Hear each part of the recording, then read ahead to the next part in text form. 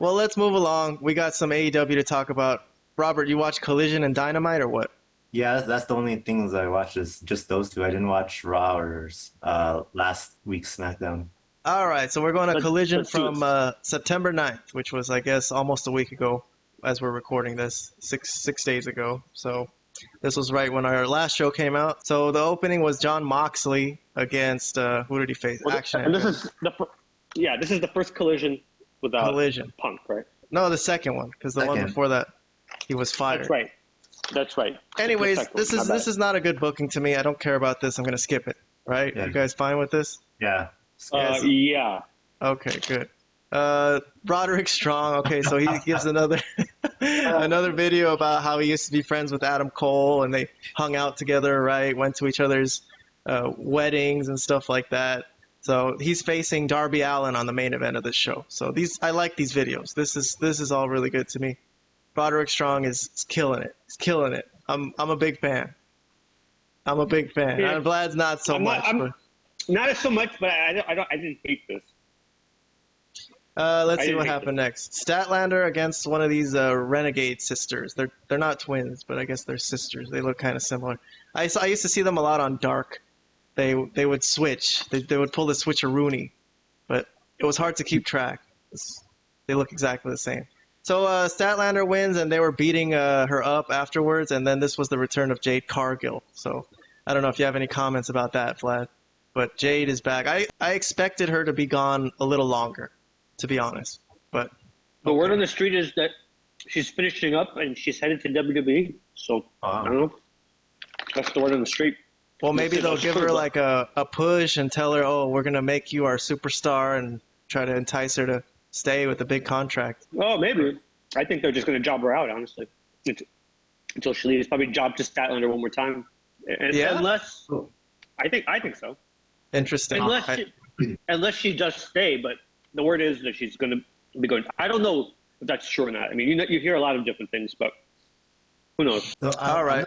I'm not really a big Jade Cargill fan, but I'm kind of glad this feud is happening at least one more time, only because even though I do like Chris Statlander, I think the way she won the title was kind of fluky. Because she took the title off of Jade Cargill after Jade had finished the match. So, obviously she was at a disadvantage fighting. Well, Jade was the one who put out the challenge herself. Well, yeah, I mean, of course. But I think let's assume Chris Statlander beats Jade Cargill again. I think that goes a long way to actually legitimize Chris Statlander more as the true champion. So in that sense, I'm glad this feud is happening, but I don't really care too much about Jade. I like her. I like her promos. I thought she was cool. She's one of the better girls to me. I hope they keep her. I think there's potential there, but I don't think it could be like she needs the WWE training. I actually hope she goes to WWE because I don't think anything's going to happen in AEW. She's not going to get what she needs to be a complete wrestler. Okay, continue. Sorry, I'll leave it there. No, it's cool. It's cool.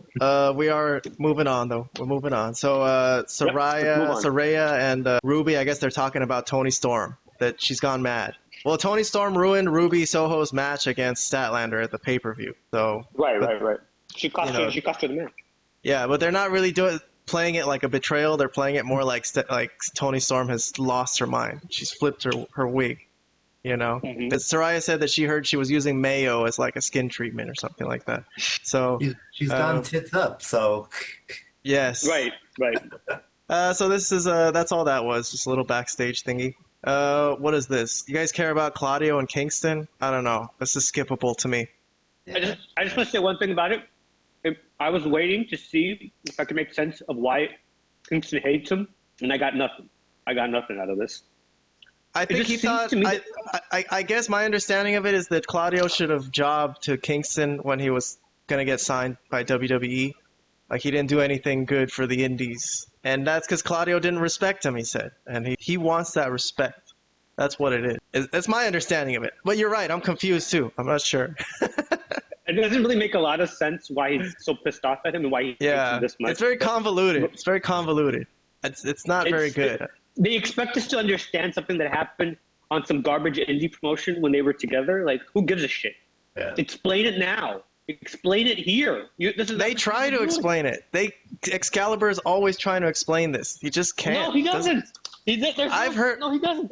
I've heard him What try does to he say? explain it at the pay-per-view. He says that Claudio didn't help the wrestling business. That he didn't do what was best for the wrestling business when he was getting signed by WWE. That he could have done more for the guys on the indie scene. Basically, yeah, it's kind of stupid. Oh, It's yeah. stupid, man. I don't like this story at all. They shouldn't have turned this into an angle. The only realness of this angle is that it's actually real that Kingston doesn't like Claudio. Claudio doesn't care about Kingston. It's like, whatever. I've never heard anyone say that they. Who would have an issue with Claudio? It's like insane. You have to be. I know. It only shows that Kingston is unhinged in reality. You know, like something's wrong with him.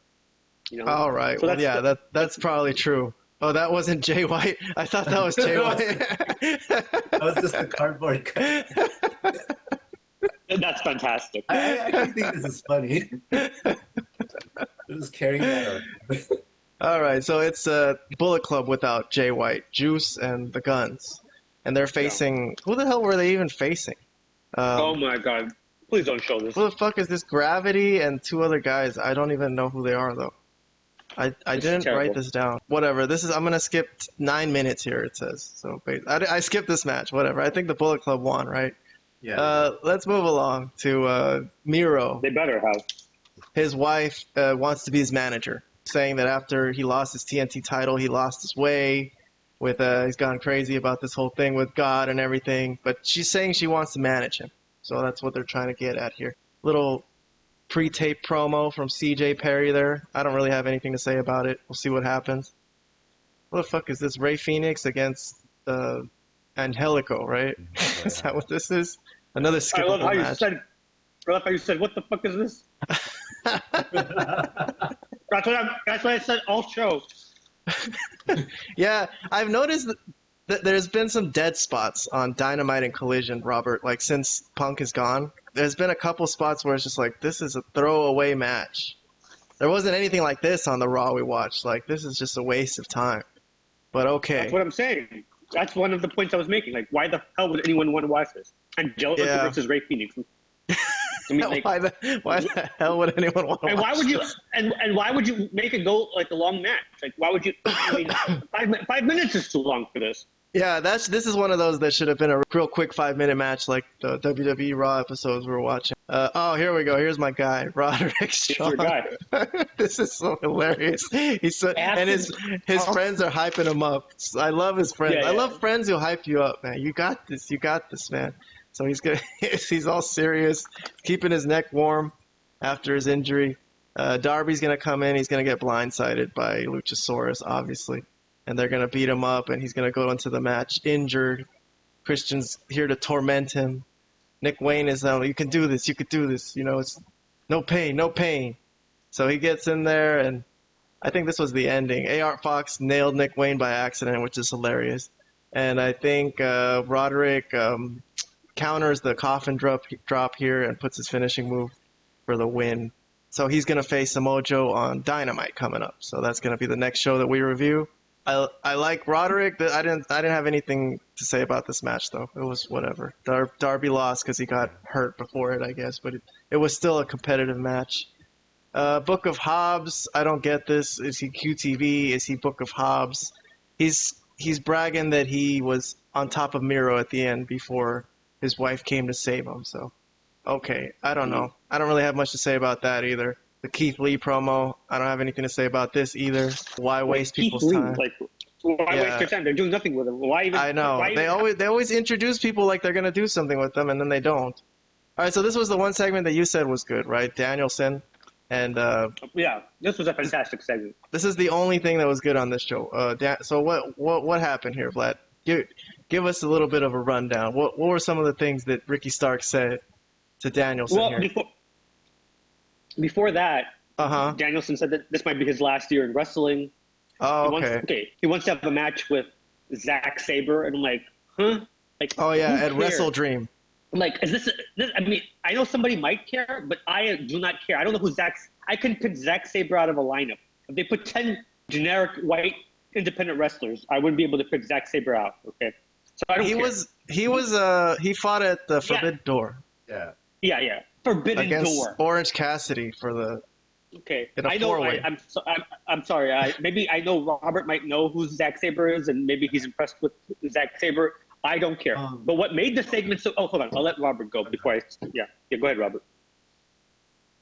Okay. No. Well, I do like Zack Sabre Jr. only because his style is very similar to Brian Danielson's style when he first debuted in WWE as with NXT, where he was going after submission after submission after submission. Like that was his style at the very beginning, and then he just totally changed it.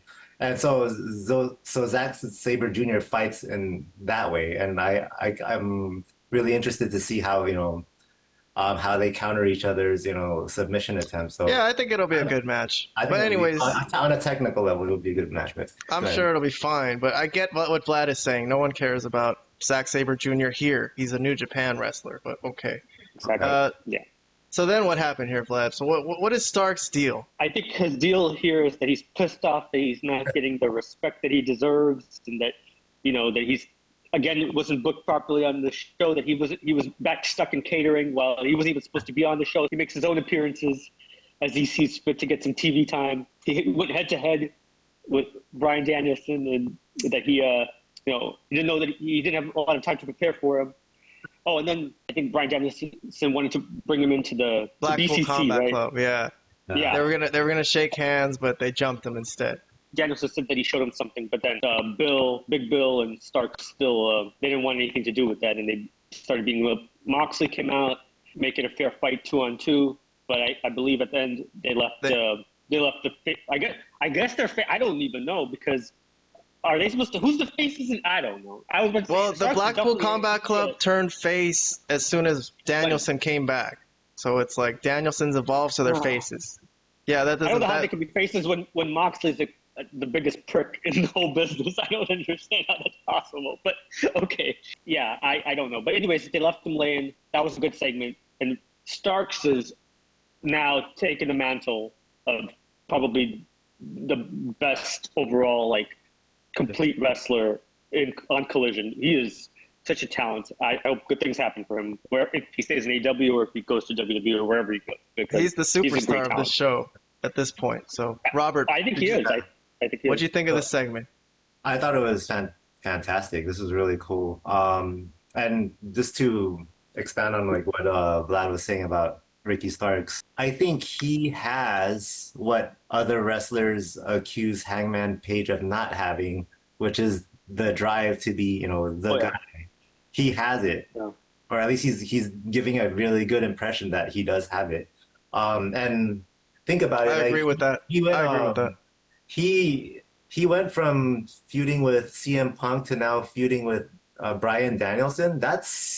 And within a couple of weeks too. So that's pretty impressive. A lot of wrestlers can't even say that, can't even put that on their resume for their whole career. He got it. I agree. He got that in a few weeks. Yeah. So yeah, I mean, the sky's the limit for this guy. All right, so that was the agree. first thing on this show that was pretty much really worth watching. I think we skipped through a lot of shit, right, Vlad? True.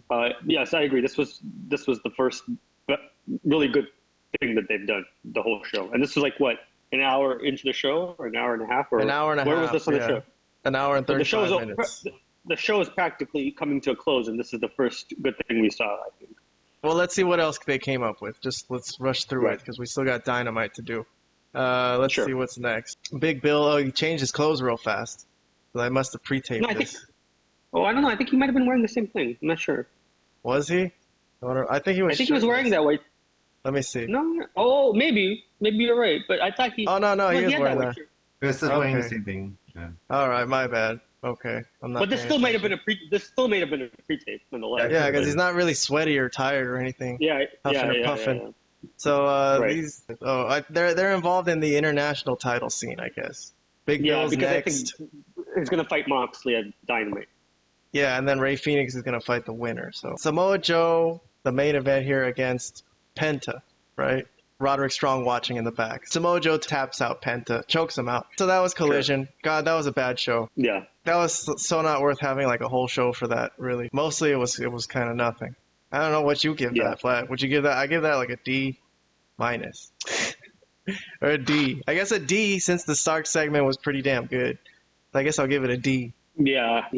I guess I agree. I can't think of anything. I mean, as much as Samoa Joe was great, but against Penta. Yeah, I was not interested in a lot of these matches. Lots of dead spots. I guess the Darby Roddy match was, I guess, kind of interesting, but you know. Yeah, that's true. It wasn't bad, but definitely not a top tier show. Definitely not a top tier show. So I probably, if I'm nice, I could give it like a C minus, but it was probably a D, to be honest.